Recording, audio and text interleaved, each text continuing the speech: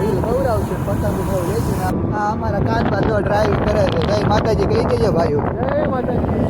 બરાબર મળીએ તો સીધા ઓન ધ વે છીએ ભાવનગર જઈને મળીએ. બરાબર તો આ ભાઈઓ અને સાગર અને રવિ બરાબર.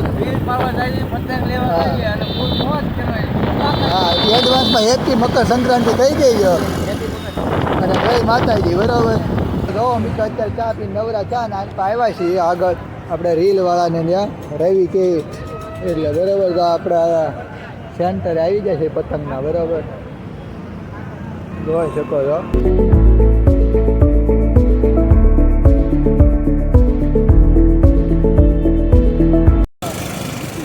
પકોડા લે છે જોઈ શકો છો તમે.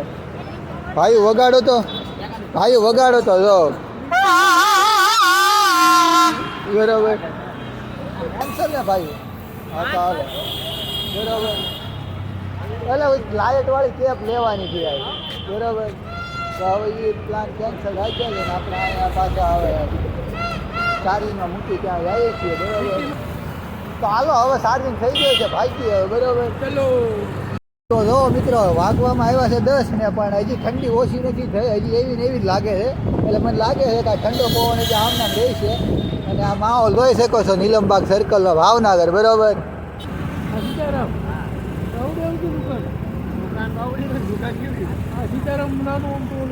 બરાબર એ હોનીભાઈની દુકાન હતી અને હવે એસટી બસ સ્ટેન્ડ તરફ જાય છીએ એસટી રોડેથી. બરાબર આ જોઈ શકો છો આપણે એસટી બસ સ્ટેન્ડ આવી જાય છે. આ એસટી બસ સ્ટેન્ડ ભાવનગર. બરાબર હવે આપણે જવાનું છે ભાવનગરના ફેમસ રીલ પાવવાવાળા હુસેનભાઈ માંજાવાળા ત્યાં. બરાબર ત્યાંનું ટ્રાફિક કેવું છે પ્લસ સન્ડે છે એટલે તમને બતાવી ટ્રાફિક કેવું છે ત્યાં. બરાબર એટલે જોકે હશે તો ટ્રાફિક ફૂલ જ છે. મેં કીધું સન્ડે છે ને અમથાય ફેમસ રહ્યા એટલે રીલ પાવવાના બધાને વધારે આગ્રહ ત્યાં જ હોય અને વધારે ત્યાં જ જતા હોય એટલે પણ કાંઈ વાંધો નહીં ત્યાં જ્યાં સીધા મળીએ. બરાબર તો જો મિત્રો અત્યારે જઈ પહોંચી ગયા હુસેનભાઈ માંજાવાળાને ત્યાં. બરાબર જોઈ શકો છો.